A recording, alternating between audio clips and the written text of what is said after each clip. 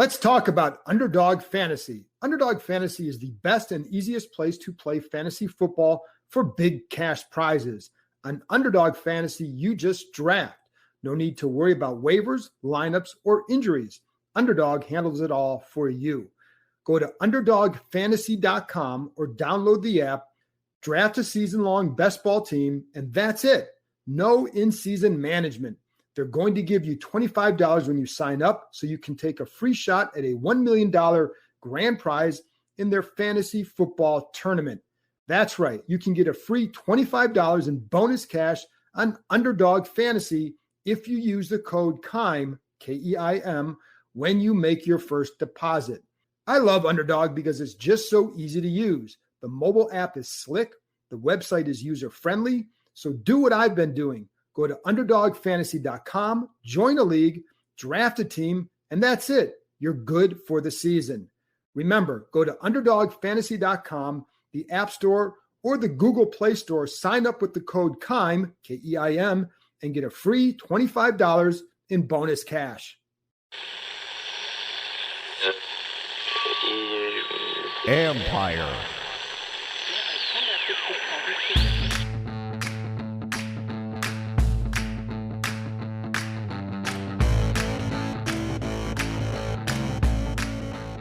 Hello and welcome to my podcast. Today, a quick bonus podcast because of two signings that matter for Washington. Defensive tackle John Allen on Monday and tight end Logan Thomas on Tuesday. This will be a quick one, folks. For those tuning in, if you haven't listened to my podcast with tight end Sammis Reyes, give it a listen. He was excellent at explaining not only what he has to learn about playing in the NFL, but also his journey from Chile to now. He's fascinating, folks. And you can read my work on ESPN.com. We have training camp previews up this week with roster projections and everything. So you'll be able to see my initial look at the 53-man roster. I hate doing those things before camp because there's so much that goes into it. We'll see how much it changes at the end of camp. Now, a few quick thoughts on the extensions given to Allen and Thomas. Let's start with Allen because that was the one that looked tricky all along. As I told you on the previous podcast, there wasn't much going on. And as of Sunday afternoon, there was nothing. But I also said that it could get done in a matter of minutes. That's basically what happened. As of Sunday night, there were some, I was told, who felt the deal was dead, that it wouldn't happen. But then on Monday, it came together quickly because Washington upped its offer. Let's just say the initial offer was low. But my thought all along, and I said this on the podcast, was that Washington had long known the number, or had long known the number, and that number was going to be, the minimum would be $18 million per year. If it really didn't like that number, then it could have or should have traded Allen before free agency or the draft. The fact that they didn't led me to believe they'd eventually get to the number Allen's side wanted. I mean, I know they wanted to keep him, and we all know Allen wanted to be here. The contract is worth up to $18 million per year, but we don't know the breakdown yet, and that always is the key. Until we know that, we only know a part of the story. It's always in the details and usually reveals how long the deal truly is and whether or not he'll play for the entire length of the contract. I wouldn't be shocked if they front-loaded the deal knowing that the cap was going up and knowing that in ensuing years, others would need to get paid along that line, including Daron Payne, then Montez Sweat, then Chase Young. And there's also Terry McLaurin on the other side of the ball. One thing that helps in this situation is the lack of a monster quarterback contract. It allows them to perhaps keep this group together for a little bit longer than anticipated.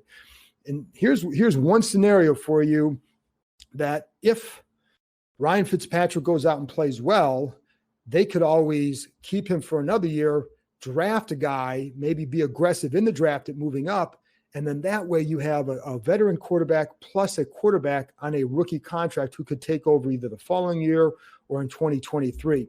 But it gives them but that's where you get flexibility, allowing you to keep a defensive line like this together. Still, I think might be hard, but that's a way to do it. I'm quite sure if Allen has a big season and then had hit the open market, he probably would have made more money. He wanted to stay here. He just moved into a new house, and he, of course, is from the area. Now, people tell me, and again, they think that Allen gave them a little bit of a deal. I don't know that yet until I see the details. And, but that's how it comes across a little bit. He even went to Ron Rivera recently to express his frustrations over the pace of the deal and to reiterate his desire to stay here. I know Rivera did get involved, quote, enough, as one person told me. The final part on this one, with Brandon Sheriff likely gone after the season, it would have been difficult for Washington to allow two good players to leave, both of whom fit the culture that they want. I think it sends a bad message if you don't keep one of those guys. And I think Sheriff is okay with his situation. There hasn't been much dialogue at all with the agent because Sheriff's side knew that he'd be playing for $18 million of the tag. Washington wasn't going to go that high, and I don't blame them. I wouldn't either. But they got close, but they knew that 18 was the starting point because of the tag. Sheriff appears content with his situation. Allen, I don't think would have been. I think he's a true pro, but I do think it would have impacted him mentally. And the last thing you want is a guy considered a leader in his group to be affected like that. Unless, of course, you don't think he's worth the money. You don't just pay a guy because you think he's a good leader and because you want to stave off a problem. No, you pay him because you think he can play. And Allen can play. But if you didn't believe that, then you should have traded him in the offseason. But they got rid of a possible headache, and now Allen can just worry about playing ball. One thing he does really well, and this helps those ends, is he does do things to kind of give himself up. He is really good about doing that. I guess selfless is the word I would say, but he plays well. He sounds like I'm going to talk like I'm talking about a 5-year-old. He plays well with others, and he does set guys up, and he's okay with setting up a Chase Young for Young to get that sack. And he can do that while also still making plays in the backfield in the run.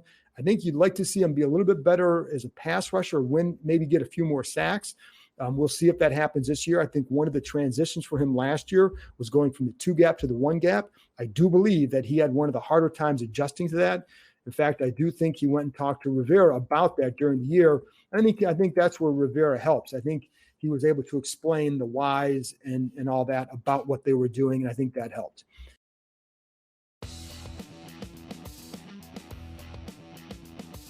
As for Thomas, I didn't think this one would be difficult.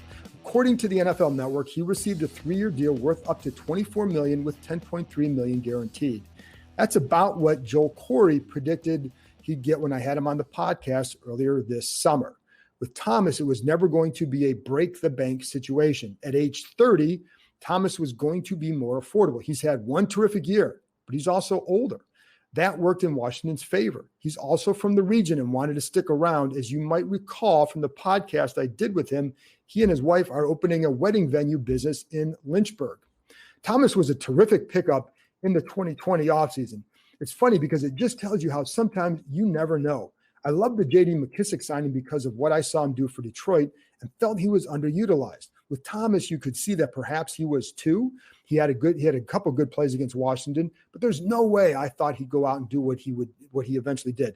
And others I talked to weren't anticipating that either. But he has a knack for finding open spots and making tough catches in traffic, which is why he was one of the best tight ends in the red zone. And I will say, that's one of the things that we all saw in training camp last year was the connection he had with the quarterbacks, especially in the red zone. And that played out not just in practice, but during the season. He's a great insurance policy. He's great insurance for any quarterback. And I think he'll work really well with Ryan Fitzpatrick. Indeed, he caught more passes in the red zone than any other tight end and was second among tight ends in yardage inside the 20. What will help him this season is having a slot guy like Adam Humphries to work off of him inside. Both of them will benefit. And then you have others on the outside who should draw attention away, so maybe you get more work down the seams. Thomas is not Jordan Reed in terms of the kind of threat he poses to a defense and the way he gets open. He's not going to get a lot of double teams, et cetera, but he's a damn effective target, and he did improve in all areas, including blocking. Washington did what it needed to do. He is a good player. Now, as far as who's next, I know Tim Settle is a free agent after the season, but there's been no dialogue with him, and it wouldn't make sense for Settle unless Washington was going to give him, let's say, $10 million per year with the others coming up in the future years. There's no way that they would do that unless they felt like they couldn't keep somebody, and then you say, well, we can't sign Daron Payne, so let's give this to Settle. I don't know if that will happen. I think they'd like to keep Payne. If Settle has a good year, I'd say there's a good chance that $10 million is what he'd get on the open market. McKissic is also, based on some things I've heard right now, we'll see if that plays out. McKissic is also up after this year. I haven't heard of any talks with him. Doesn't mean they're not ongoing, just haven't heard him. Anyway, that's it from me. Washington is off to a good start with these two moves. They open practice on Wednesday, and I'll be back with another quick podcast after that practice ends. Look for it around 2:30 or so Eastern time. Talk to you next time.